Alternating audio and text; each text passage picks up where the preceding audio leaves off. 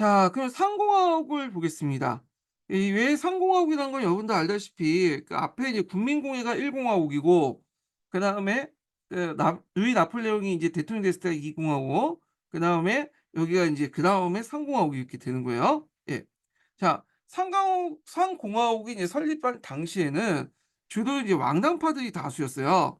공화국보다는 왕정을 이제 수입을 해야 하는 게 정상이었는데, 근데 이제 그 왕당파가 두 개로 나눠졌죠. 구도분파하고 오노용파가 대립을 하다 보니까 소수파인 공화파가 이제 명예를 유지하고 하고 있었거든요. 그러니까 둘이 이제 대립을 하다 보니까 얘네들이 이제 왕을 배출 못하겠죠. 그러니까 자연스럽게 이제 제3세인 공화파가 집권을 하게 돼요, 어부지리로. 그래서 이제 제3공화국 헌법이 제정이 되죠. 국가 원수는 이제 그 상하 양원의 합동의원을 선출하고, 이때 대통령이죠. 그래서 실권이 없는 7년 임기 대통령과 상원으로 구성되어 있고요. 실권은 이제 보통 선거고 이제 선출됐던 하원이고, 내각은 하원 지도자들의 의견을 따라 조직되는데, 지금도 이제 물론 지금 상공하고 헌법은 아니지만 지금 프랑스의 그런 정치 구조하고 약간 영향을 줘요. 그래서 프랑스 같은 경우에는 그 대통령이 있고, 그 다음에 그 밑에 이제 다수당으로 구성된 총리가 있는데, 이 대통령은 주로 외정을 이제 주도하고 총리는 내정에서 주로 하죠. 이렇게 이제 분리되어 있는 상태죠. 자, 상공화의 특징은 다수당이 없는 상이한 세력 간의 연합이다. 그래서 수십 개의 정당이 뭐 좌파, 우파, 뭐 중도파 이런 식으로 해갖고 묶어갖고 연립내각을 하다 보니까 상당히 내각이 불완전할 수밖에 없죠. 어, 그리고 이제 이런 내용들, 대통령이 제대로 구심점이 잡지 못하고, 그리고 대개 보면 이제 내각은 온건파 공화주의자들이 장악했기 때문에 현상 유지 정책을 하고 있다. 근데 이거는 지금 프랑스도 마찬가지죠. 프랑스 같은 경우에는 독일이나 영국과 달리 양당 제도가 발달하지 못하고 주로 뭐 좌파, 우파, 중도파 여러 세력들이 이제 이합 집산을 갖고 이제 뭐냐면 이렇게 내각이 구성이 되잖아요. 요거하고 지금 비슷해요. 지금 계속 그런 형태가 지속이 되고 있죠. 자, 그래서 이제 제3공화국이 이제 성립이 됐는데, 테헤르가 임시정부의 파리의 공을 임시정부의 파리 공을 테헤르의 임시정부의 파리 다시 할게요. 테헤르의 이끄는 임시정부가 파리 공을 진압하고 제3공화국을 이제 만들었고요. 상공화 헌법을 제정했죠. 근데 이제 상공화국 때 이제 위기 사건이 몇 개 일어나요.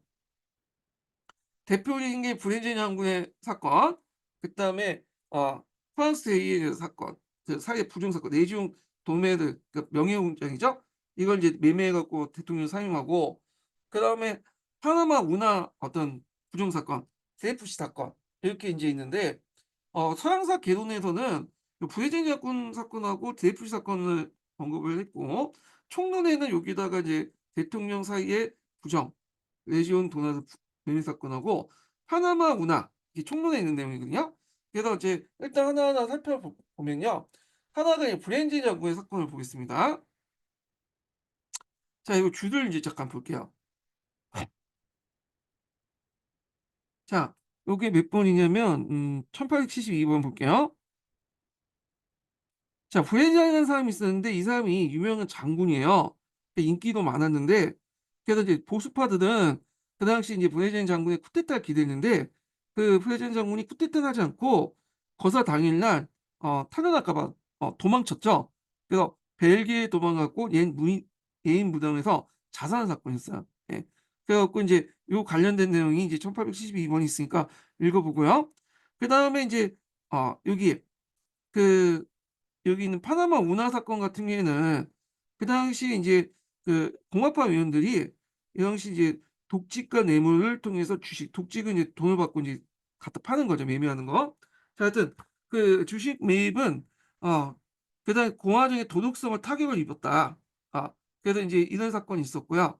그다음에 여기서 제일 이제 중요한 사건이 드레프시 사건인데, 드레프시 사건 전에 이제 한번 좀 더 볼 게 뭐냐면, 제3공화국 때부터 의무 초등교육을 실시해요.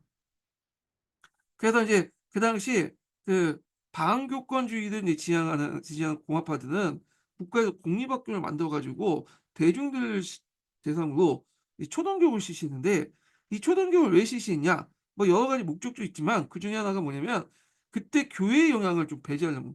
왜냐면 그 당시 이제 교회들이 여러 이제 곳에 뭐 그 교회학교 같은 것들 만들고 그러잖아요. 초등학교, 중학교, 고등학교, 뭐 대학교 그래서 교육을 장악하다 보니까 이 교회 같은 경우에 왕당파 세력들의 근거지거든요. 그러니까 얘네들이 이제 영향력을 확대하면 문제가 있다 보니까 안 되겠다 해 갖고 제3공화국 때 국가가 공립학교를 세워 가지고 대중교육을 이제 강화시켜 나가고 교회를 점진적으로 뭐냐면 교육에서 배제하려고 했죠. 그게 이제 결정적 계기가 됐던 것이 나중에 드ey프시 사건인데 그래서 이때 인제 공화파들은 이 공화국 세력들이 이제 지지가 약하잖아요. 왕당파 세력들이 강하죠. 언젠가 잘못하면 왕조가 넘어갈 수 있죠. 그래서 공화국을 이제 의 가치를 내세우게 네.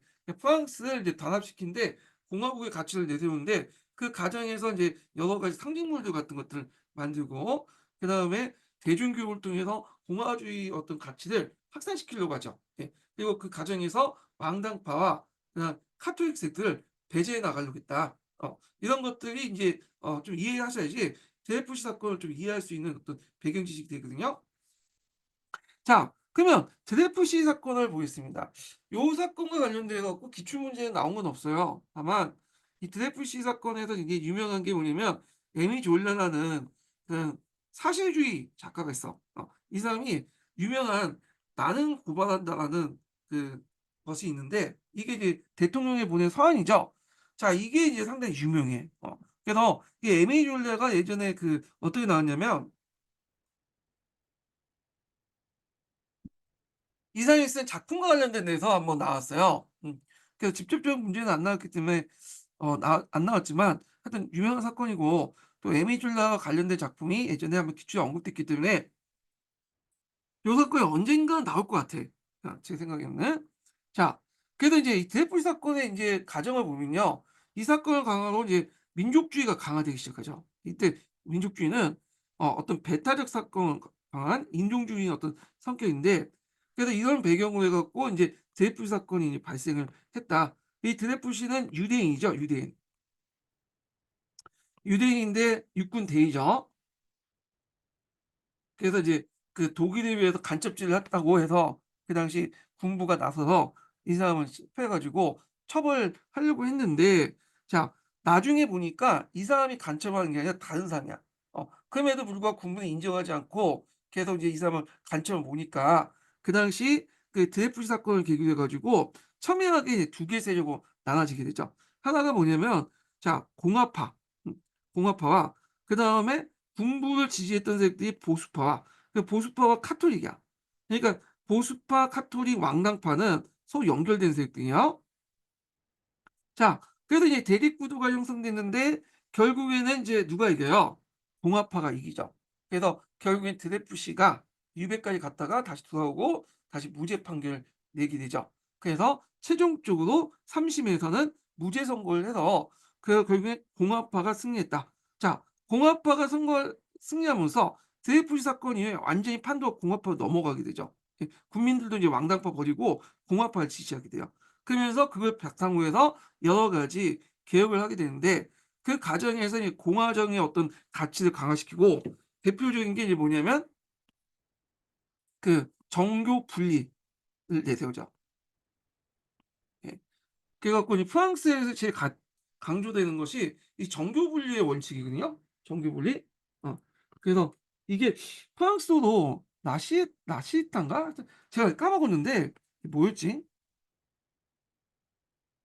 음. 종교 분리의 원칙이 인제 되게 강조되는데 이게 뭐라고 하지? 자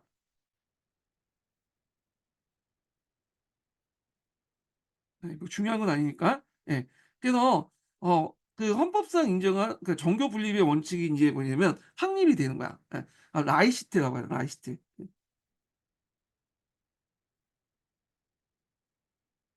그래서 이걸 이해하려면 뭘 이해하려고 하는데 그 앞에 나이시테 하기 전에 종교 협약을 맺어서 나폴레옹은 정교일치적인 어떤 정치를 했잖아요. 그러다 보니까 이제 카톨릭 세력들이 이제 그 왕단파 손을 잡고 그렇게 하잖아. 그러니까 그걸 이제 없애려고 한 거야. 그래서 프랑스 가치에서 인제 뭐냐면 제일 강조하는 것이 이 정교 분리야. 그다음에 제3 공화국이 내세웠던 게 민주공화국이죠. 예. 그리고 하나가 프랑스어야. 예. 세 가지가 상당히 프랑스에서 상당히 강조되는 건데, 그래서 이 나이시테라고 하는 이 원리가 프랑스 헌법에 나와요. 프랑스는 비종교적이고 분리할 수 없는 민주주의 공화국이다라는 거예요. 그 프랑스의 정체성을 인제 뭐냐면 보통 그 얘기할 때 비종교적이고 분리할 수 없는 그 민주공화국이다라는 거죠.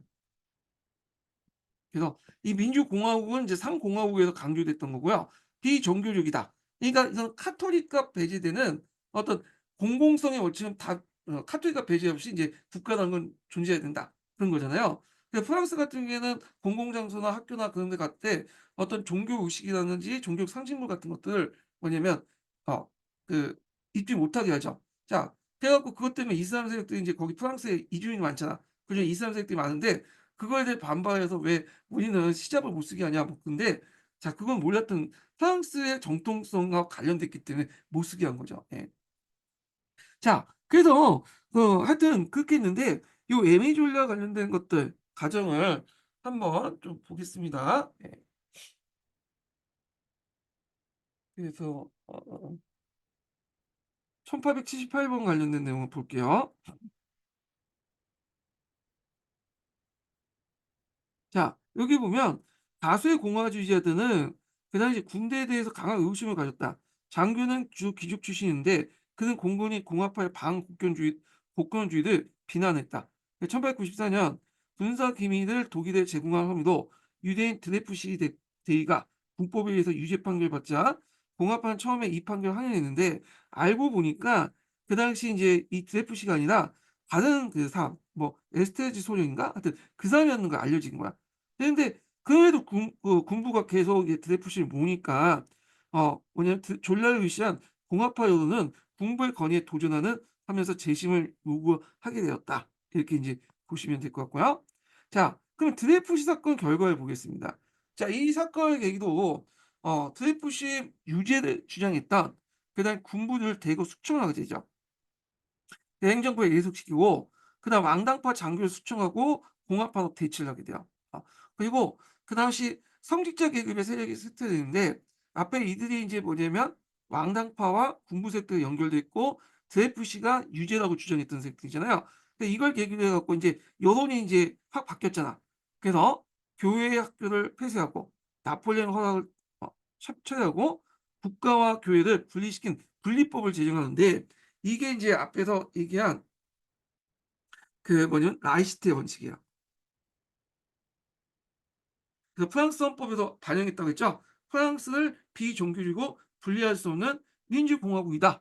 그러니까 공공장소에서 이런 종교적 상징물을 뭐냐면 입고 다니는 거는 프랑스에서는 공화국의 가치를 훼손시키고 프랑스의 정체성을 훼손시키는 행위죠. 근데 지금 프랑스에 있는 그 난민 출신, 그 이주민 출신의 어떤 그 무슬림들은 이걸 종교의 자유라고 해서 하고 있잖아요. 그건 좀 문제가 있는 것 같아. 왜냐면 나름대로 각 나라에서 그 각국의 정체성이라는 게 있잖아. 그 정체성을 지키는 한도 내에서 다양성을 인정해 줘야 되는 건데 프랑스도 프랑스 나름대로 어떤 정체성이 있고 이게 역사적으로 형성된 거잖아. 그리고 이슬람 나름대로 이슬람 정체성이 있는데 이슬람 교주민들이 이슬람인들 교도들이 와 가지고 프랑스 정체성을 어긋난 행동을 하면 상당히 비난을 받을 수밖에 없는 거죠. 거꾸로 생각하면 프랑스인들이 이스라엘 가 갖고 돼지고기를 먹는다든지 그다음에 뭐 프랑스인들 여자들이 이제 그 차돌이나 히잡 같은 걸 벌써 착용되는데 히잡 안 착용하고 돌아다닌다든지 뭐 이런 것들은 이스라엘 정체성을 어긋나는 행위잖아요. 그러니까 이런 것들은 존중해 줘야 되는데 프랑스에 있는 이스라엘인들은 그런 것들 존중하지 않죠. 예. 자, 하여튼 그게 있고 뭐 모르겠어요. 제 생각이에요. 예. 자, 그다음에 인제 밑에는 인제 프랑스 혁명 부터 해 가지고 이 당시 1 공화국 1 제정 그다음에 7월 항정 2 공화국 2 제정 이런 식으로 인제 했고 프랑스는 인제 드골 이후에 이제 5 공화국 있고 지금 6 공화국인가 그럴 거예요. 예. 뭐 이렇게 해서 지속했고 제일 오래된 공화국이 제3 공화국이야. 예. 제3 공화국은 여기 인제 1875 년부터 해 갖고 2차 세계전이 인제 시작된 1939 년인가? 요 정도. 지속이 됐어요. 이 상공학 때. 그래서 상공학 때 이들 사건을 겪고 왕당파 세력들이 완전히 제거되고 공화파 세력들이 인제 형성되면서 그때 인제 여러 가지 공화파적 가치가 지금 오늘날 프랑스의 정체성을 형성했다. 이렇게 인제 보시면 될 것 같아요. 그래서 제가 인제 그 드레이프스 사건 관련돼서 제가 이제 보충 자료에다가 적어 놨거든요. 예. 요거 한번 읽어 보시고 그중에 제일 유명한 것이 "나는 고발한다." 호재로 대통령 보낸 공개 서한이 있는데 요게 이제 사설 있는 서양사에 있어요. 요거 한번 찾아서 읽어 보세요. 요거. 자, 그다음에 미국의 발전을 보겠습니다. 자, 미국의 발전을 보면 인제 그 제3 대 대통령이 제퍼슨 때 인제 민주주의 기반을 마련했고 그다음에 원래 이제 예전에는 주로 대통령 어디에 인제 당선됐냐면 북동부 지역 그러니까 오늘날 뉴잉글랜드 지역에서 대통령이 됐거든요. 근데 이 잭슨은 종전에 인제 대통령 가문 이렇게 귀족 가문에서 그 명망가의 가문에서 됐던 게 아니라 서부 출신의 자영농민 아들이죠.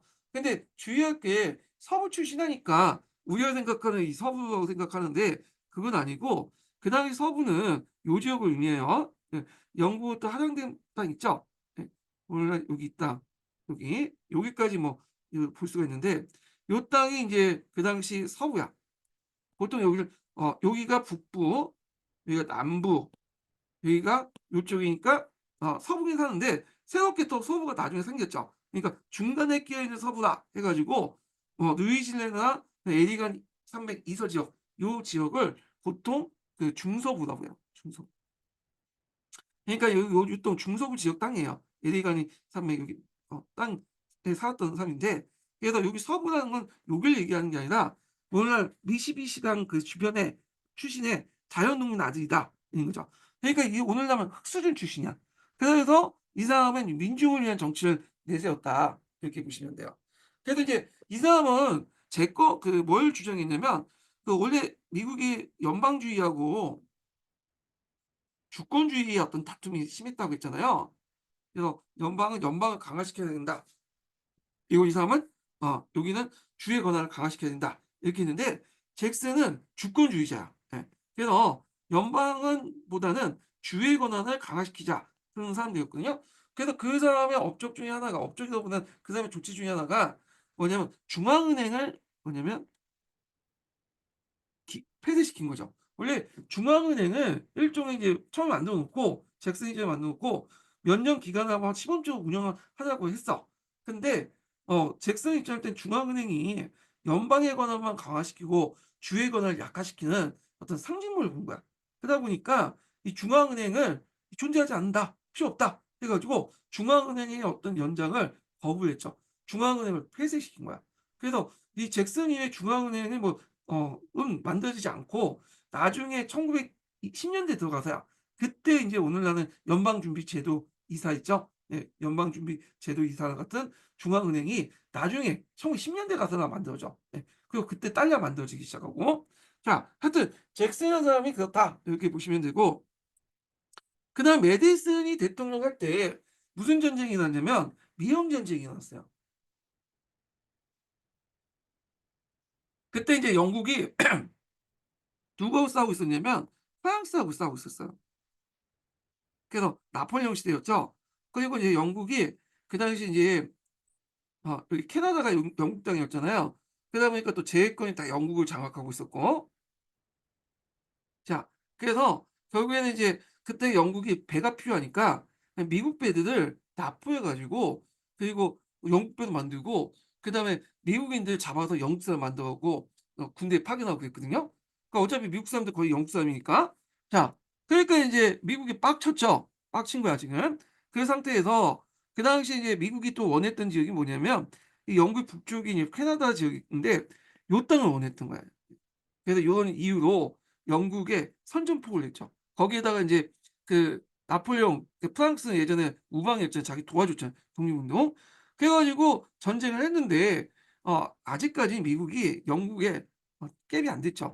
그래서 결국에는 영국의 공격으로 그 당시 미국은 수도 워싱턴을 인제 뭐냐면 상실하게 되죠. 거기에 불도 나고. 원래 워싱턴이 인제 건물이 지금은 백악관이잖아요. 근데 원래는 이제 그 빨간 것뿐 뭐 하여튼 알록달록한 색깔이었다고 그래요. 근데 거기에 불타 없어지니까 그러니까 불타서 그음 시니까 이 그름 없애기 위해 여기다 이제 흰색 페인트를 칠했다고 했거든요. 그래서 하여튼 백악관이 그때 그런 식으로 만들어졌고 자 그리고 인제 캐나다를 공격했어. 이 캐나다를. 근데 캐나다를 공격할 때 인제 어떤 생각을 했냐면 '캐나다 사람들이 우리를 도와줄 거다.' 생각을 했는데 그 캐나다에 있는 영국인들은 왕당파예요. 그 미국 독립전쟁 할 때 그 당시 왕당파 미국인들이 다 캐나다로 갔거든요. 그래서 오히려 그 민병대들이 자기를 공격한 거야. 졌죠. 그래서 결국에는 인제 이 미영 전쟁으로 뭐냐면 영토는 확보하지 못하고 그냥 어 그 영토만 그냥 현상 유지만 할 정도 했다. 이렇게 보시면 돼요. 그래서 캐나다를 획득하려고 했지만 캐나다를 획득이 실패하고 파리 조약을 맺고 여기도 파리 조약 맺었어요. 그래서 파리 조약인가? 예 기억이 안 나요. 하여튼 그때 무슨 조약을 맺어서 영토만 확보했다. 파리 조약이 아니라 다른 조약이야. 예. 자 하여튼 미영 전쟁에 관련된 내용 좀 기억을 해 두시면 될 것 같고요. 자 그다음에 미국의 이제 영토 그 하향을 확대해 보겠습니다. 예. 미국은 그 당시 이제 어떤 생각을 갖고 있냐면 명백한 운명이라는 생각을 갖고 있었어요.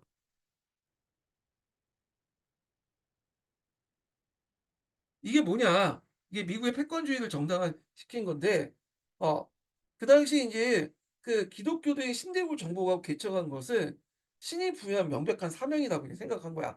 자 이런 사명 때문에 인제 생각을 갖고 있고 그래서 13개 식민지를 개척했고 동시에 미국이 팽창할 때 이 사명이 그대로 영장된 거야. 그래서 우리가 인디언을 인제 쳐부시고 계속 서부로 이제 나가는 거는 뭐냐면 명백한 사명이다. 미국 신이 우리한테 부여한 사명이다라는 거죠.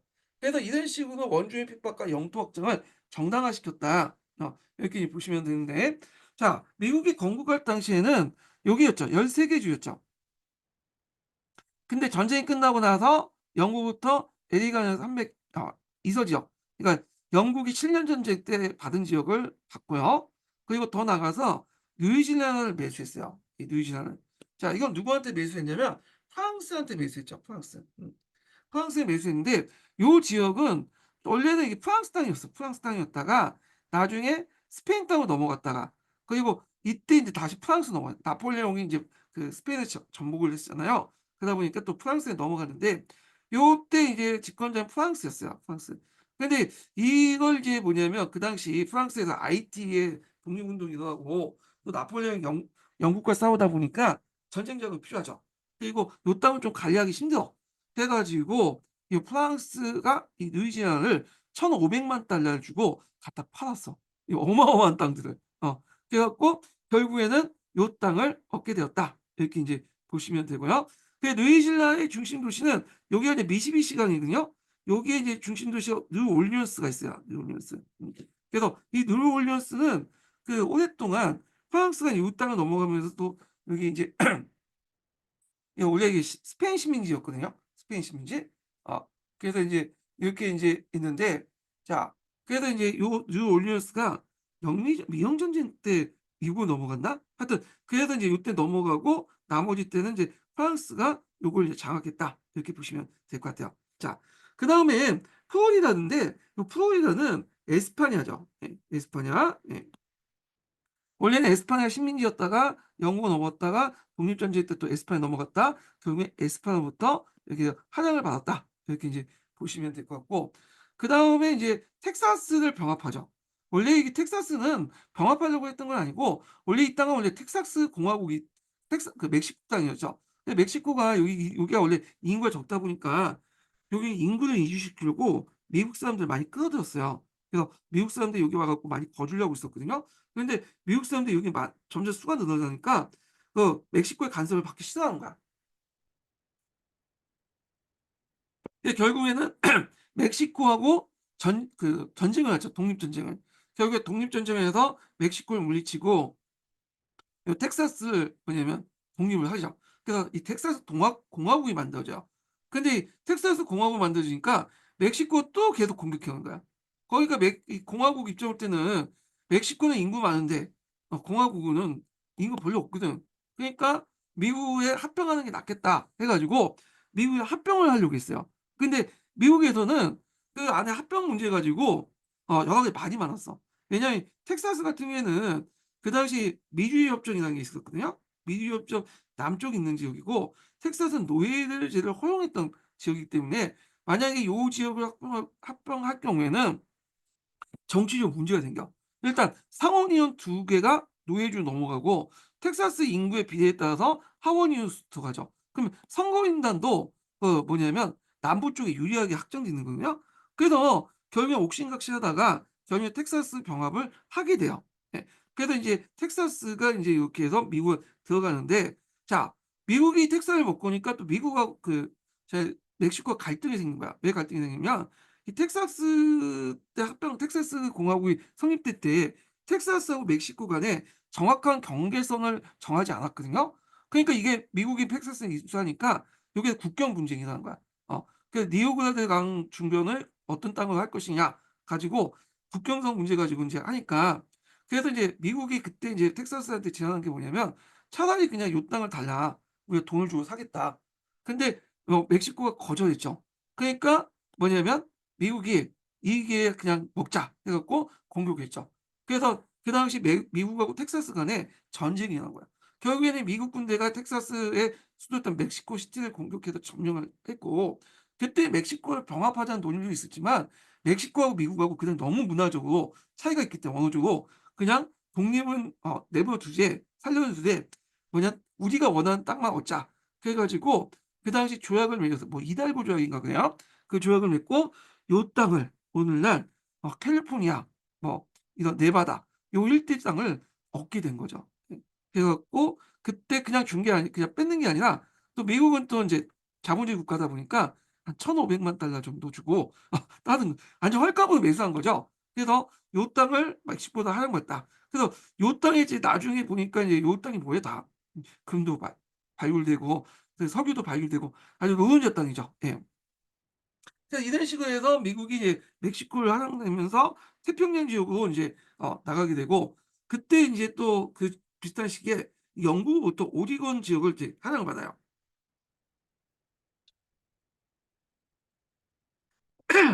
자 그런 등등을 해 가지고 결국에는 이렇게 있고 마지막으로 인제 알래스카를 매수하죠. 그래서 알래스카를 매수했는데 러시아가 인제 왜 이 알래스카를 갖다 팔았냐면 크림 전쟁 때문이에요. 자 크림 전쟁 때 인제 영국하고 프랑스한테 패했잖아요. 그러니까 알래스카를 더 이상 지킬 수가 없는 거야, 이 땅은. 왜냐면 캐나다가 이제 뭐냐면 영국 땅이었잖아요. 그 언젠가는 영국이 이 땅을 먹을 바에는 차라리 미국에 갖다 팔자.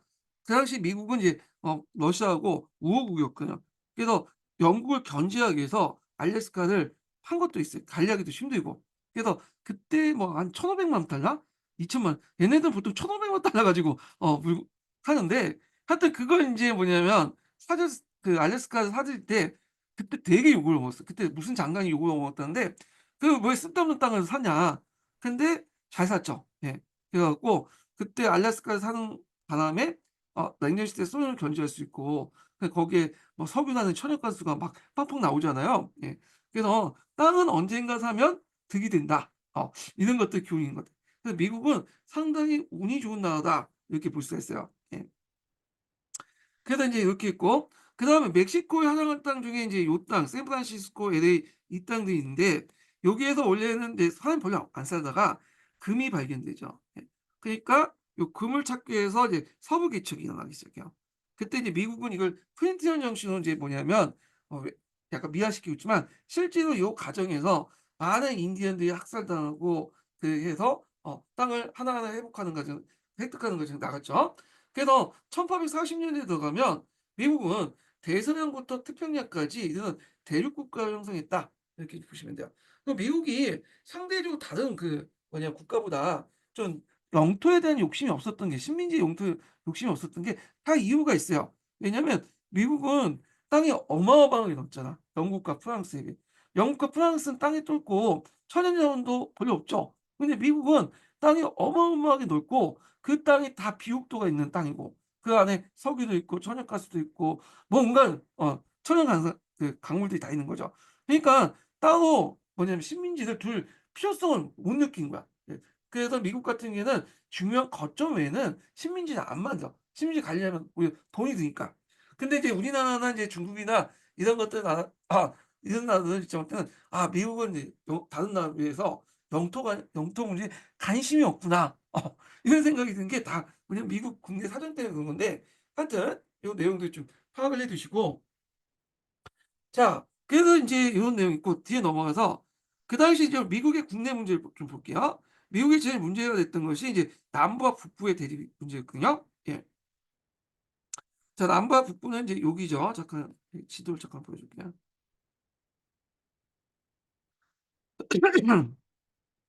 자 미국 같은 경우에는 아직 인제 뭐냐면 뭐 뉴질랜드 그 약간 이제 요 지역 요렇게 중서부 지역까지만 좀 보면 되겠네. 요렇게까지. 이렇게 있는데 요 정도 요 정도 미국이라 아직까지는 개척 이전이다니까. 그래 가지고 제일 이제 문제가 됐던 것이 인제 그 노예 문제인데 그 당시에 19 세기 들어가면 영국을 중심으로 해서 노예제 폐지가 확산이 돼요. 영국 같은 경우에는 이미 이제 19 세기 초반 때 뭐냐면 노예제를 폐지했고 좀 있다가 노예 무역을 금지시켰잖아요. 오히려 이제 19 세기 중반 되면 노예 무역을 단속을 해. 자유주의 확산 때문에. 영국의 영향을 받아서 이 프랑스나 다른 나라도 다 노예제를 폐지하고 있는 것이 세계적인 추세였고 또 산업화하는 과정에서 노예제는 솔직히 뭐냐면 가성비가 떨어져. 왜냐면 관리 비용이 많이 들잖아. 노예 같은 경우에는 일을 안 하려고 하고 기술을 익히겠어요 그 사람들? 어쩌나 저쩌나 이제 열심히 일해봤자 자기 게 아닌데. 그러니까 이제 나름대로 저임금이라도 부릴 수 있는 노동자들이 필요한 거야. 그래서 노예제보다는 노예를 노동자로 만드는 게 훨씬 더 나은데 그런 추세 아래 어 노 미국은 계속 노예를 유지하고 있었죠. 예. 그래서 노예 같은 경우에는 인제 뭐냐면 주로 노예끼리 결혼시켜 가지고 인제 이런 식으로 애를 인제 뭐냐면 낳게 해서 노예를 인제 삼고 그렇게 인제 했던 건데 자 근데 인제 이게 다 미국에서 노예제를 다 뭐냐면 허용했던 건 아니고 남부 지역만 허용했어요. 남부는 농업 지역이죠. 주로 이제 모카 같은 것들을 많이 재배해요. 플랜테이션 농업하고 그러다 보니까 모카 같은 경우에 별다른 뭐 농업 기술 같은 것들 필요 없거든요. 노예가 딱 적합해. 어 그래 갖고 인제 노예제가 필요했던 거야, 노예가. 근데 북부 같은 경우에는 공업 지역이야. 거기에다 또 이제 산업화가 되잖아요. 근데 산업화된 국가 공장에서 노예는 필요 없어. 돈을 주고 노동자가 더 효율적인 거야. 예. 그리고 거기다가 인제 세계적인 추세에 볼 때 국제 여론이 노예제에 대한 권력 여론이 안 좋아. 그러니까 미국에서도 노예제를 유지할 것이냐 말 것이냐는 논쟁이 있었고 근데 나 남부주에서는 "절대 안 된다." 그 대립하는 과정에서 결국에는 이 무슨 협정이 맺게 되냐면 미주리 협정을 맺게 돼요. 예. 이 미주리 협정. 그 미주리 협정이 뭐냐면 1819년 미주리가 요 지역이죠. 노예주의 할 것이냐 자유주의 할 것이냐 해 가지고 남북 갈등이 하니까 그때 어떻게 인제 타협했냐면 그 당시에 인제 미주리는 일단 노예주를 하되 앞으로 생긴 인제 여러 이제 주들 있잖아요. 줄 같은 경우에는 뭘 몇 도를 건 거 36도 30 분을 경계로 해서 여기죠. 예. 여기를 경계로 해 갖고 이게 대충 어떻게 이거 예. 이렇게 해서 요렇게 요거는 미주리는 인데 요 선이니까 여기. 요선을 관계로 해 가지고 왜냐면 아 요쪽 북쪽은 자유주 요쪽은 뭐예요 노예주로 하자. 이렇게 인제 했고 그다음에 수요를 맞추기 위해서 왜냐면 이게 상원의원하고 하원의원 관련돼 있잖아요. 그래서 미주리가 이제 노예주가 되면 주석이 더 늘어나죠 상원. 그러니까 메인주를 따로 독립을 시켜. 원래 이 메인주가 요게 뉴햄퍼스인가 주거든요. 뉴햄퍼스인가 매사추세츠 근데 하여튼 뉴햄퍼스인가 그쪽에 있는 소속된 주였는데 요 지역인데 따로 독립해서 메인주를 만들어. 메인주 두 석 상원을 맞춰 놓죠. 그래서 각각 12 개, 12 개로 맞춰 가지고 이렇게 했고 그래서 이렇게 이제 타협했던 것이 미주리 협정이에요, 미주리 협정. 그래서 요 경계선을 요렇게 정했다. 어 이렇게 인제 정했다는 거 이렇게 인제 보시면 돼요. 대충 요렇게 정했다는 거. 그래서 여기를 정하는 선을 기준으로 했대 후에 이제 캔자스와 네브라스카 주가 원래 인제 이게 그 왜 준주였다가 정식 주로 인제 편입이 되거든요. 그 과정에서 문제가 된 거야. 원래 네브라스카와 캔자스는 당연히 이 협정에 따르면 어 북부주가 돼야 되겠죠. 근데 그거에 대해서 인제 뭐냐면 대륙횡단철도 북부선을 개설하기 위해서 남부인의 지지가 필요했던 그 당시 민주당에서 인제 캔자스 네브라스카를 주권주의에 입각해서 주민 투표를 하자. 그래서 그 법을 통과시켜 버린 거야. 그러니까 인제 요 과정에서 인제 뭐냐면 주민 투표에 따라서 인제 그러니까 대가족수가 얼마나 많았에 따라서 결정이 되잖아요. 그러니까 캔자스와 네브라스카주에 뭐냐면 사람들이 몰리는 거야, 요 지역에. 요 지역을 뭐냐면 자기주도, 노예주도, 자유주도 할 것이냐 해 갖고 요 사람들이 여기 몰리고 그 과정에서 유혈 충돌이 일어나게 돼요. 예. 캔자스 지역에 유혈 충돌이 일어나게 되고 결국에는 인제 이 과정에서 이 끝나고 나서 공화당을 창당하게 되죠. 아 그래 갖고 인제 미국의 독립 미국의 노예 제도를 반대하는 애들이 모여서 만든 것이 오늘날 공화당이다. 이렇게 보시면 돼요. 요건 뒤에 좀 설명을 다시 할게요. 자 그래서 다시 앞에 들어가면 노예 문제가 그 당시 인제 문제가 됐는데 그러면 인제 그 당시 북부와 남부의 인제 차이를 좀 볼게요.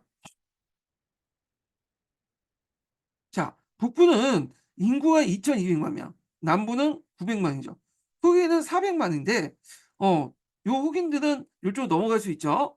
그다음에 북부는 아직까지 공업 중심의 국가이기 때문에 공업이기 때문에 보호무역을 지지해. 왜냐하면 자국 시장을 보호해야 될 거 아니야. 근데 남부 같은 경우에는 오히려 자유무역을 지지해. 왜냐하면 값싼 그 외국산 공산품을 또 가지고 오고 그다음에 기계 같은 것들을 수입하려면 관세가 많이 부과되면 안 되잖아요.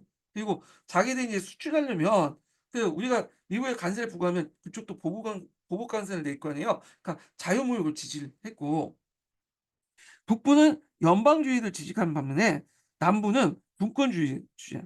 그래서 인제 있고 북부 남부는 특히 영국의 지원을 많이 받았어요. 왜 영국하고 남부는 서로 연결돼 있거든요, 경제적으로.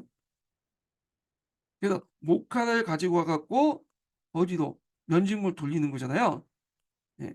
그래서 목화 생산지가 이제 인도 외에도 이 미국의 남부이기 때문에 영국이 인제 그 당시 남부를 지지하고 있었다. 근데 좀 아이러니하죠. 영국은 노예제를 폐지한 국가인데 아직까지 남부는 노예제를 인정하고 있었잖아요. 예. 또 그다음 미국은 그 당시 이렇게 태평양 지역과 대서양 지역과 태평양 지역을 연결하기 위해서 그 당시 이제 철도를 많이 낳죠. 예. 그 수도를 또 연결시켜 주고 그 과정도 있었다. 그 대륙 횡단 철도 같은 것들을 해 갖고 이렇게 했는데 요 관련된 내용을 한번 읽어 볼게요. 자, 미국에서 태서양과 태평양에 있는 첫 대륙 횡단철도는 6년간 공사를 거쳐서 1869년에 완공되었다. 자, 대륙 횡단철도는 교통을 발전시켜 도시 형성에 기여했지만 아메리카 원주민들은 미국 내 아메리카 원주민 땅을 철도 공사용으로 무상 몰수하는 정부 정책에서 생존권 투쟁을 벌였지만 뭐 탄압받았고 대신에 인디언 보호 지역에 이제 처박혀서 이제 뭐 보조금 받고 그랬죠. 예. 그리고 이제 이 미국 철도 그 당시 그 대서양 횡단 그러니까 대륙 횡단철도가 만들어지는 과정에서 노동력이 필요하잖아요. 그래서 그 당시 인도나 중국에서 쿠린 노동자를 많이 쿠리나는 이번에 시험 문제 나왔던 거 있죠? 노동자를 대거 인제 가지고 와요. 데리고 오죠. 그래서 그 당시 미국에 중국인들이 대거 이주해 들어온 거야. 근데 이게 미국의 이제 그런 중국 이민자 정책에 대해도 왔다 갔다 해. 얘는 어쩔 때는 막 탄압했다가 지 아쉬울 때는 또 불려오고 막 왔다 갔다 하거든요.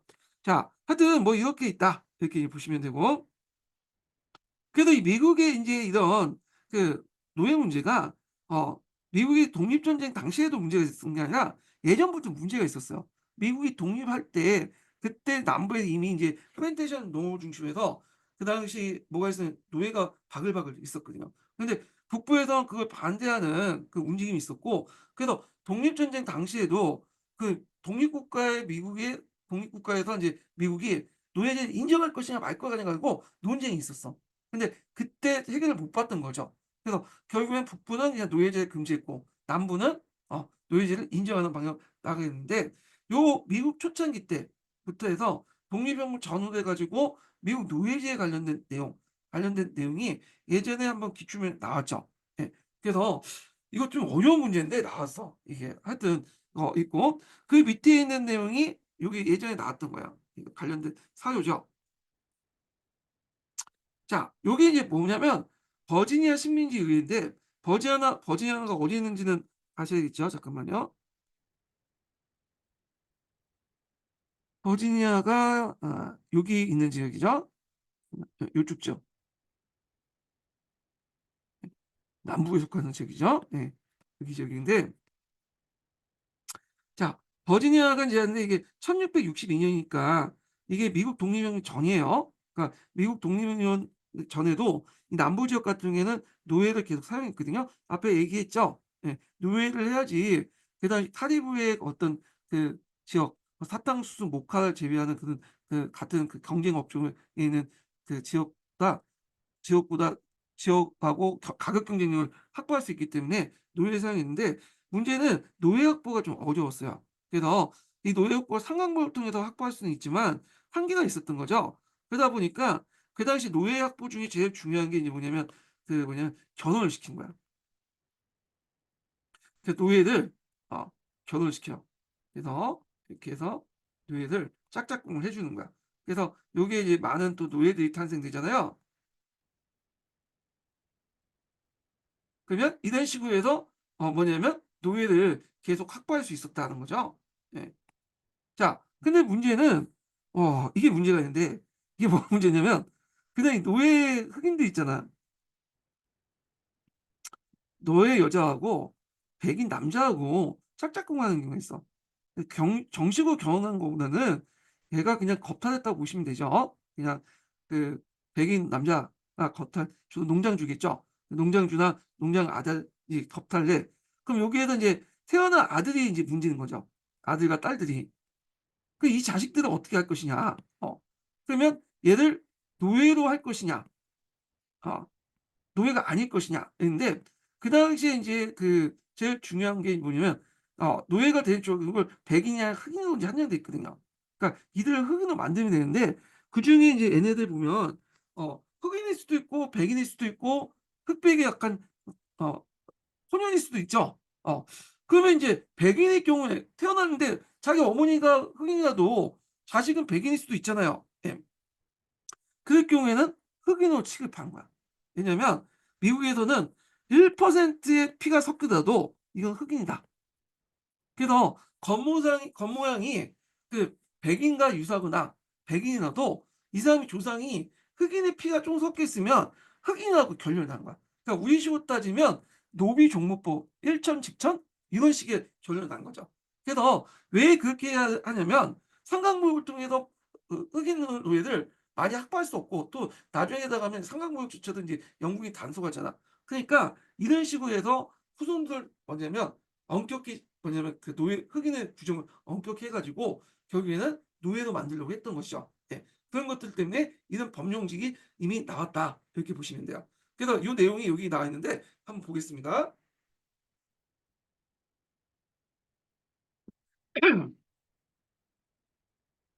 자, 현재 식민지 의회는 다음과 같은 법을 제정해 선포한다. 그러니까 영국인의 남성과 흑인 여성 사이에 출생한 어린이가 노예가 되어야 하는지 자유가 되는가는 몇 가지 의문이 제기되어 온가닥에 이 나라에 출생한 모든 어린이는 다만 어머니 신분에 따라 예속당하거나 자유롭게 하기. 그러니까 어머니 신분이 뭐예요? 다 흑인이죠, 흑인. 그래서 50대 50이고 심지어는 1%의 피가 섞이더라도 나중에 더 훨씬 더 그 조건이 까다로워요. 그러면서도 이거 흑인이다. 예. 자, 그래서 요게 영향을 받았던 사람이 누구냐면 히틀러죠, 히틀러. 히틀러가 은근히 미국을 좋아했어요. 그래서 미국에 따라서 여러 가지 정책도 하죠. 그래서 미국의 뉴델리 정책들 본받아갖고 고속도로 만들고 아우토반도 만들고. 근데 히틀러가 그 당시 이제 관련 법, 그 무슨 법이죠? 갑자기 생각이 안 나네? 하여튼 그 법을 하나 만들 때 이게 예전에 시험 문제 나왔던 건데 갑자기 시험이 안 시기 법의 멈칫이 생각이 안 나. 하여튼 그때 이제 유대인들의 이제 혈통을 정할 때 어떤 기준을 정했냐면 미국의 원칙에 따라서 미국 1% 잖아. 그러니까 조부모 중에 한 명이라도 유대인이 있을 경우에는 그 유대인이다. 이렇게 인정. 그러니까 25% 피를 받아도 유대인이라는 거야. 그래서 그 당시에 자기가 유대인인 줄 몰랐는데도 유대인 취급받은 사람들이 되게 많다고 그래요. 자기 그 선조 때 그 할아버지 할머니 중에 유대인만 있으면 그렇게 취급받으니까 심지어 목사 신부인데도 불구하고 유대인 피를 받았다 그래 갖고 이렇게 인제 그 탄압받았죠. 예. 자 하여튼 그런 게 있고 그다음에 이제 나는 그 당시 이제 메디슨이라는 사람이 있어. 이 사람이 인제 나중에 대통령이 됐던 사람인데 아마 인제 북부 쪽에서 인제 사람인데 이 사람은 인제 뭘 하냐면 노예제 폐지를 주장했던 사람이에요.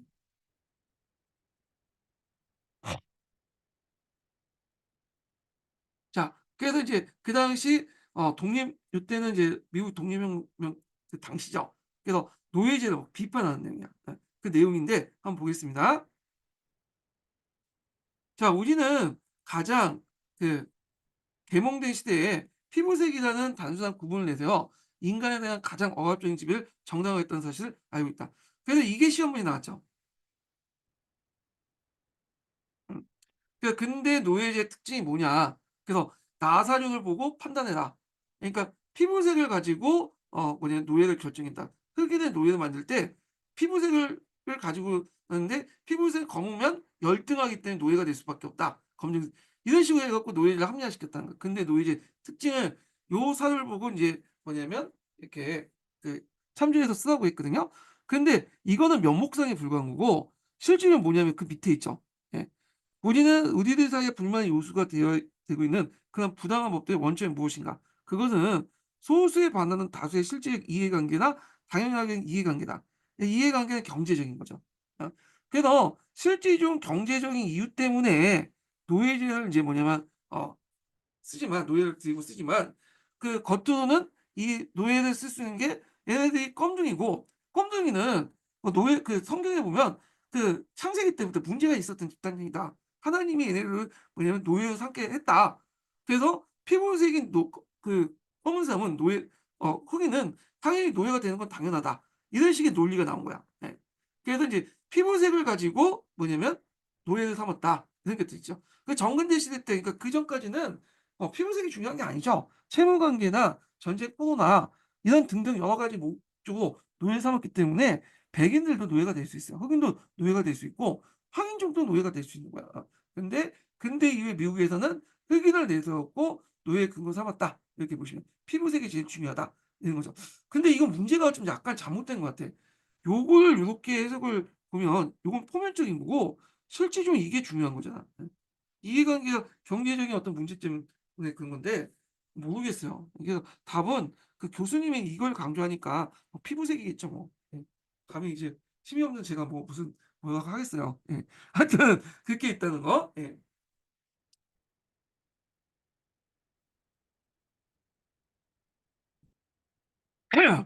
자 그래서 인제 요 내용들을 인제 좀 보겠습니다. 제가 밑에 관련된 내용들을 분석을 해 놨거든요. 한번 읽어 볼게요. 예.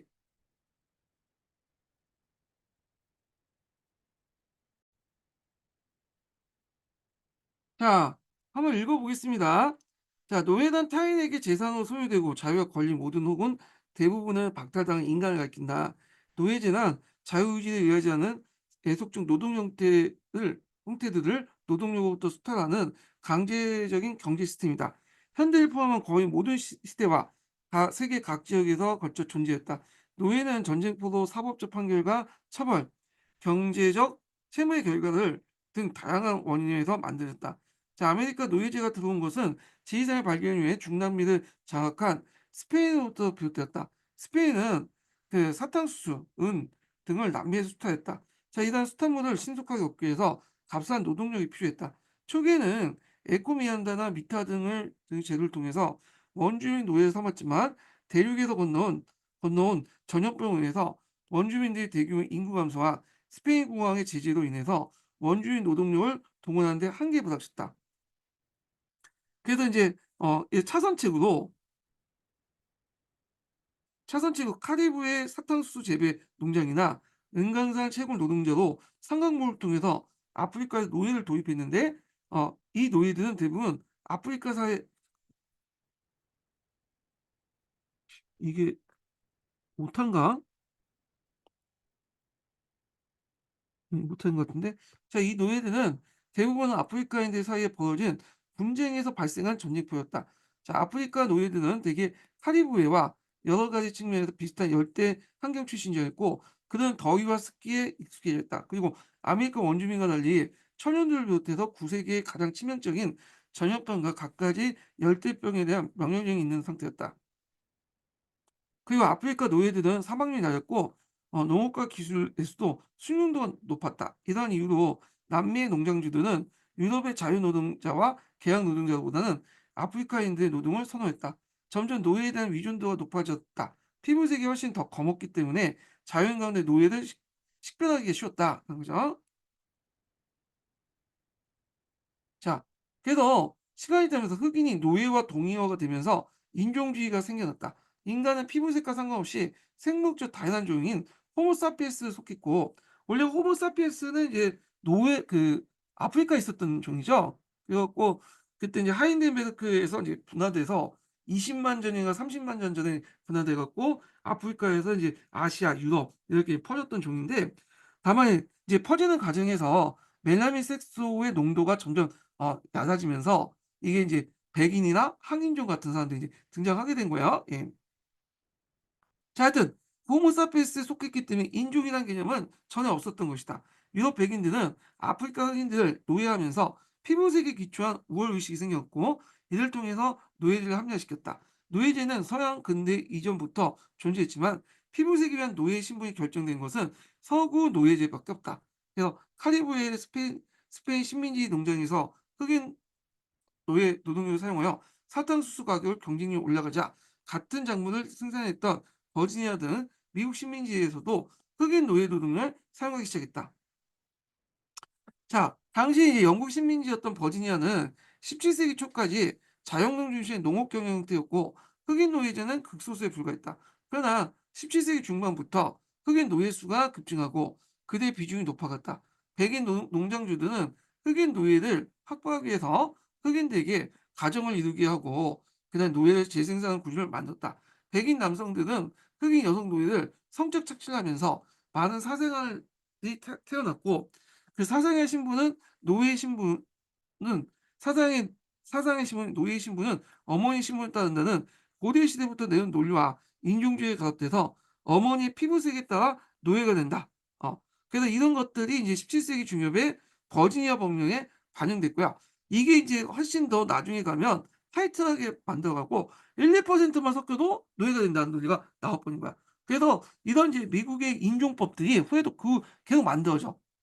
그리고 미국의 나중에 독립혁명 남북전쟁 이후 노예제가 폐지된 후에도 남부에 말하면 진 캐리법이라고 해 갖고 그 흑인들을 찬압하는 법이 있거든요. 그런 논리가 거기에 반영돼 있어요. 한 방울의 피가 섞여도 흑인이고 노예다. 그걸 이제 영향받은 것이 아까 시틀러고 앞에 이름을 잠깐 까먹었는데 뉴른베르크법이죠. 예.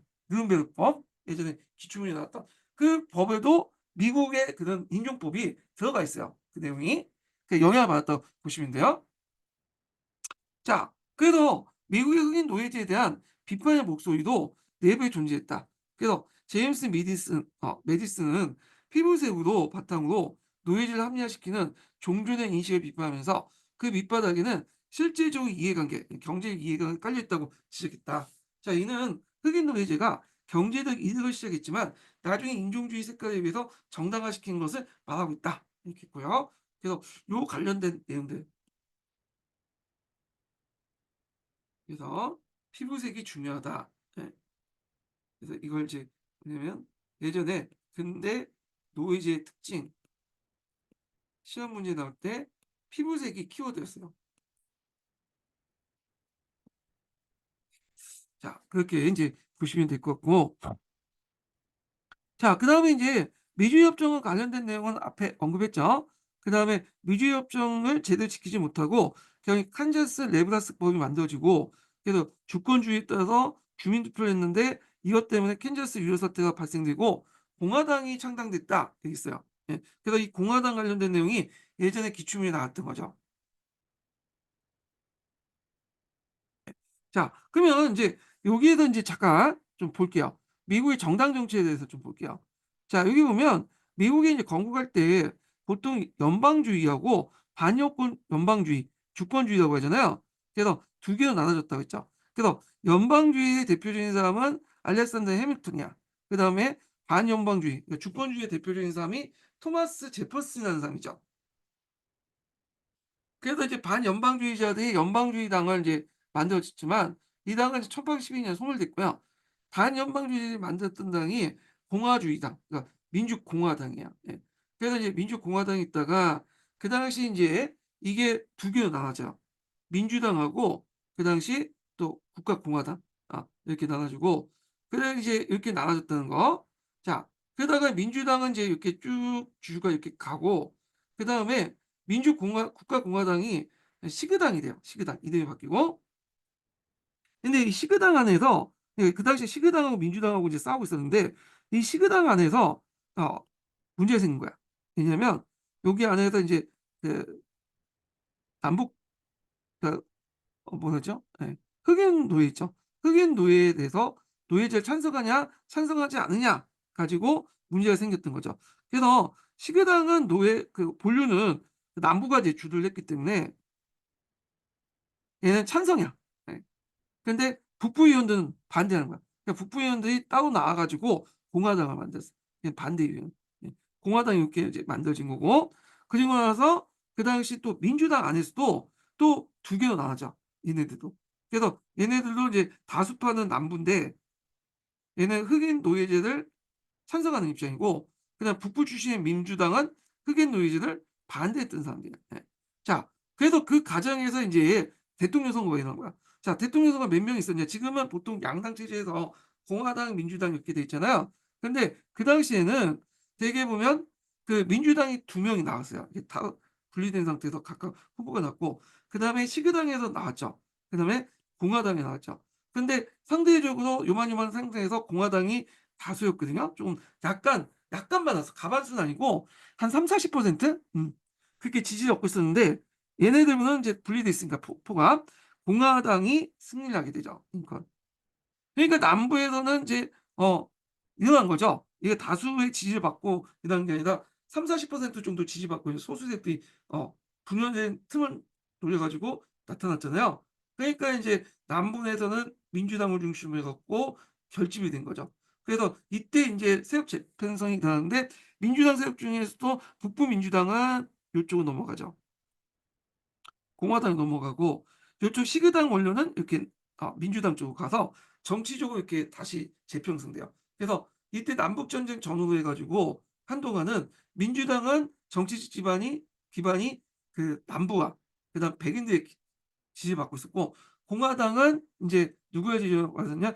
북부와 흑인들이 지지받고 있어. 지금 다른 구도죠. 근데 이런 정치적 지형이 한 번 또 바뀌게 된 게 1960 년대에 그 당시 인제 케네디나 존슨 같은 민주화 대통령의 어떤 민권 정책들 있죠.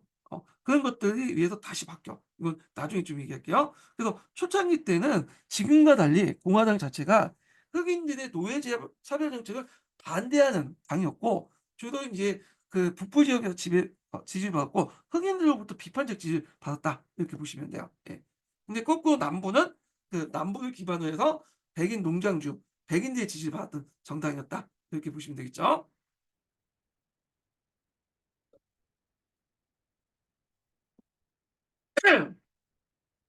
자, 그래서 공화당이 예전에 한번 시험 문제 나왔던 건데 요 관련돼서 내 기출 문제 한번 제가 분석을 해 놨어요. 자, 여기 볼게요. 영국에서는 대서양 무역 철폐, 노예 방량의 조치가 이루어졌다. 자, 이에 따라 영국도 상강부를 통해 행해졌던 노예 무역을 단속했다. 그리고 영국의 자유주의 지식인들은 아직까지 비인간적인 흑인 노예제에 실시하고 있는 미국의 노예제를 비판하고 있었다. 자, 이런 분위기 속에 북부를 중심으로 흑인 노예제를 반대하는 목소리가 나오기 시작했고 북부 민주당은 그러니까 민주당 같은 경우에는 두 개 나눴다고 했죠. 북부와 민주당, 남부 민주당. 자, 북부에 있는 민주당은 노예제 폐지론자가 많았고 남부 민주당은 노예제 찬성론자가 많았다. 그리고 시그당도 잭슨을 반대한 것 외에는 별다른 구심점이 없었기 때문에 또 거기 노예제 찬성론자와 반대론자들이 뒤섞여 있어 한 목소리를 내기 어렵다.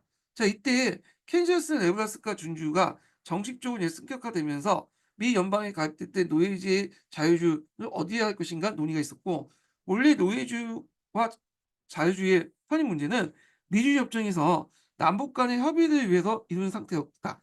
자, 미주 협정 1819년 노예가 많은 미주리가 연방에 편입하려고 하자 북부와 남부의 갈등이 일어났고, 미국은 각 주의 상원과 하원의 수만큼 대통령 선거인단을 구성하여 그 속에 그곳에 대통령을 선출했기 때문에 신생주의 자, 신생주의 신생주의 자유주의 노예제 수혜만큼 그 당시 그 대통령 선거인단을 구성하여 그곳에서 대통령 선출했기 때문에 신생주의 자유주의 노예제 편입 문제는 권력 구도에 영향을 미칠 수 있는 사안이었다.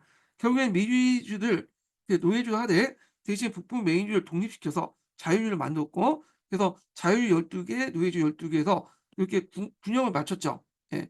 그래서 각각 상원 24명, 그다음에 상원 24명, 24명씩이고 정책 균형을 맞췄다는 거. 그리고 이후에 연방에 편입된 신생주는 36도 30분을 기준으로 해서 이북은 자유주, 이남은 노예주가 할 것을 합의를 했다. 그 원칙적으로 하자면 미주 협정에 따라서 캔자스와 나브라스카주는 36도 30분 이북 36도 30분 이북에 있기 때문에 자유주가 되었다. 그러나 미주 협정에 위반되는 캔자스 네브라스카법을 통과되면서 노예제 폐지 여부 쟁점을 불지켰다. 자, 그래서 일리노이의 상원이었던 더글라스 위원은 이 더글라스는 나중에 누가 링컨 대통령하고 이제 경쟁자야. 정치적 경쟁자고 또 선거도 대통령 선거도 하고 그래요. 예.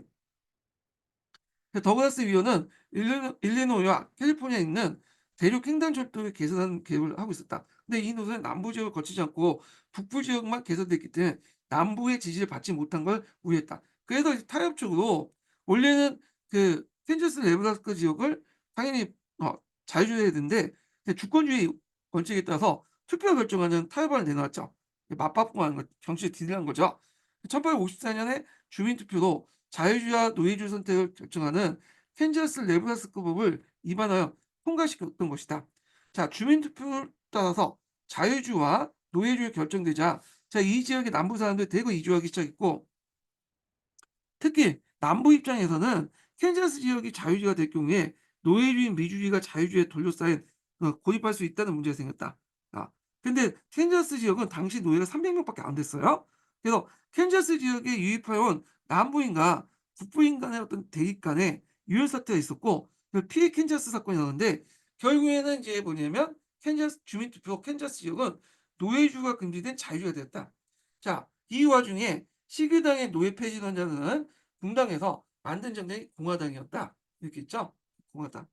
이렇게 만들어졌고, 공화당이 이 남부의 그 민주당 세력을 나중에 흡수통합돼서 이게 지금 민주당, 공화당 양대 세력이 되었다. 이렇게 보시면 돼요. 자, 그리고 이제 그때 또 하나의 또 사건이 등장했는데 이 대표적인 사건이 서양사 강자에도 나온 데랜드 스코트 파견이에요. 자, 이 데니 스코트는 이제 원래는 남부 출신이에요, 이 사람이. 남부 출신이었다가 나중에 북부로 가서 어디 또 거주를 한 거야. 그러다가 이제 있고 나중에 이제 그 다시 남부로 돌아왔거든요. 그러니까 이제 남부에서 이제 원래 흑인 출신이고 남부 출신이기 때문에 그 비록 북부에 거주했다고 해도 얘는 노예다 해가지고 이제 노예도 이제 만들었죠. 그러니까 이에 대해서 스코트가 무슨 말이냐? 나는 이미 이제 자유주의에 있었고 흑인 국부에 있었기 때문에 나는 자유인이다. 근데 소송을 제기했는데 대법원에서 각하를 했어. 각하는 뭐냐면 설립 조건이 이제 절차 법적 조건이 안 된다. 그러니까 재판도 안 한다는 거야. 법적 조건이 안 돼 가지고 재판을 안 하겠다. 기각이라는 것은 재판을 했는데 그 소송을 받아들이지 않고 부결한 건 이거고, 각하는 아예 재판 조건이 안 되기 때문에 그냥 뭐냐 각하한 거죠. 그때 재판 조건이 안 됐던 게 뭐냐면 노예는 인간이 아니라는 거야. 인간이 아니고 물건이다. 물건이죠. 물건이 어떻게 소송을 걸 수 있냐. 재산이죠. 그렇기 때문에 법적 권리가 없다. 그래서 뭐냐 각하시켜 버린 거죠. 자, 이 말은 뭐냐? 이 법정이 미주협정을 부인했다. 얘는 분명히 이제 북부에 갔다가 자유인 상태에 와서 잠깐 이제 거기 그 다시 미주로 왔던 건데 당연히 자유주의 갔으니까 그 자유인이 되는데 왜 그 뭐냐면 그 무시하고 노예를 만들냐. 그래서 결국 이것 때문에 노예에 대한 어떤 반발이 더 확산됐고 북부에. 그래서 북부가 공화당을 확산 계기를 됐다. 자, 이거 되게 중요하죠. 그래서 드레드 스코트 판결은 그 당시 두 가지 의미겠다는 거, 미주의 협정을 부인했고, 그다음에 북부의 공화당 학생 계기를 마련했다. 이렇게 보시면 될 것 같아요. 예.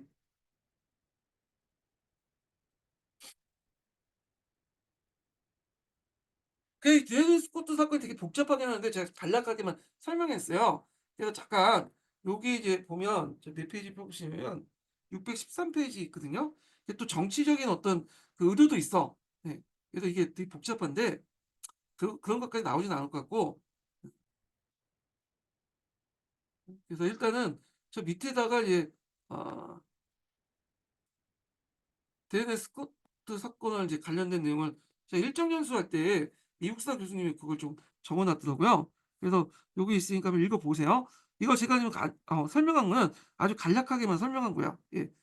그냥 이렇게 있고, 그다음에 이제 또 그 당시 미국에도 또 흑인 노예 인권 문제가 대두 있잖아요. 그 당시에는 전 세계적으로 그 흑인들의 어떤 노예 제도의 문제점 비판하는 여론도 형성됐고, 당연히 미국도 영향을 받을 수밖에 없어요. 그들 안에서도 흑인 노예제를 비판했던 소리 목소리 높인 사람도 있고, 그때 이제 스톤 부인이 톰 아저씨의 오두막집이라는 소설책을 썼어요. 이 소설책이 되게 잘 팔렸어. 그래서 그 당시 뭐냐 노예 폐지율을 확산시키는 데 큰 계기가 됐던 거죠. 이 문학 작품이 상당히 정치적 영향력을 발휘했고, 그다음 남부의 노예들을 북부로 도망치기 위해서 일종의 노예 지하철이 형성됐다. 그 지하철 당연히 그 당시에 없었었고, 어떤 식으로 했냐면 여기에 있는 남부 노예들 북부 지역으로 이렇게 도망치기 위해서, 이게 그 당시 남부안에서도 의식 있는 백인들도 있을 거 아니에요. 그래서 얘네들이 거점을 만들어. 그래서 이렇게 해서 이런 식으로 뭐냐면 숨겨주는 거야. 그래서 요쪽 집에서 인제 이렇게 가면 다음 집에서 또 가고, 그래서 일종의 정류주, 기차에 다음에 거기에 정거장 같은 거 있잖아요. 정거장 역할을 그 당시 남부의 의식 있는 지식인 백인층이 백인이 했다. 이렇게 보시면 돼요. 자, 그래서 인제 이 노예 지하철도 형성됐다. 이렇게 이제 보시면 되는데, 요 관련돼 갖고 한번 더 기출 문제를 관련된 내용도 읽어 보겠습니다. 요거 하기 전에 두 번째 인증문 알려드릴게요. 두 번째 인증번호는 99 번입니다. 예. 두 번째 인증번 99 번이에요.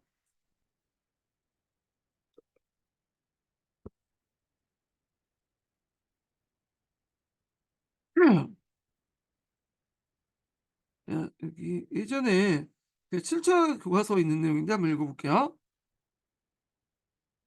자, 남북전쟁이 일어나기 전 남부와 북부를 연결하는 노예 지하철이 있었다. 그거는 북부에서 남부 몰래 들어간 차장이 그 면화 농장에 도망쳐 나온 노예를 안내하여 안전한 북부를 보내는 비밀 조직을 의미한다. 자, 지하철을 이용한 승객의 수는 노예들이죠. 6만 명 중에 이뤘다. 자, 남부의 농장 주인들은 지하철 때문에 엄청난 지하철 때문에 엄청난 손해를 보고 있다고 항의하여 노예의 도망을 부추기는 그 북부인을 습격했다. 자, 이 북부인이라고 하보다는 주로 이제 남부이나 보시면 남부 안에 그 안에 노예제를 반대하는 사람도 있었기 때문에 그런데, 하여튼 스토브이는 이 지하철 승무원 중 한 명이었다. 자, 도망친 노예를 통해 듣게 된 노예 비참한 삶을 가슴 아파한 그녀는 톰 아저씨의 오두막집에 서서 노예 제도의 비인간성을 고발했다. 그래서 이게 상당히 유명한 책이죠. 예. 1852년에 출판된 이 책은 50만 부 이상 팔렸고 22개 국어로 번역되어 노예해방론에 불려일으키는 해방론을 불러일으키는 데 큰 기여를 했다. 이렇게 보시면 돼요. 자, 그래도 이제 이런 배경하에 이제 미국의 남북 전쟁 관련된 것들을 좀 볼게요. 남북 전쟁은 최근에 기출문에 나왔죠. 그리고 남북 전쟁에서 독립선언 그 남북 그 전쟁 과정에 그다음에 그 미국에서 링컨의 노예 해방 선언이 있었잖아요. 자, 이런 것들이 이제 기준에 나왔는데 두세 번 정도 나왔어요. 이 부분이. 그래서 되게 중요한 부분인데 요거는 좀 쉬었다가 이제 진행을 하겠습니다. 예.